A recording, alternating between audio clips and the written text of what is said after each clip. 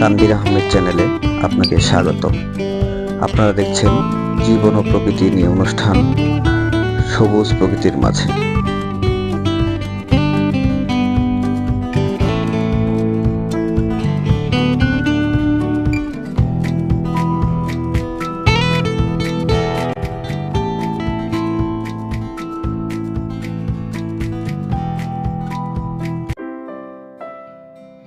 দর্শক, সবুজ প্রকৃতিতে থাকতে কার না ভালো লাগে? তাই আজ আসুন আপনাকে নিয়ে চলে যাই সবুজ প্রকৃতিতে। বাংলাদেশ বিমান বলাকা চত্বর এটি। ঢাকার এয়ারপোর্ট এলাকায় অবস্থিত এই দৃষ্টিনন্দন স্থানটি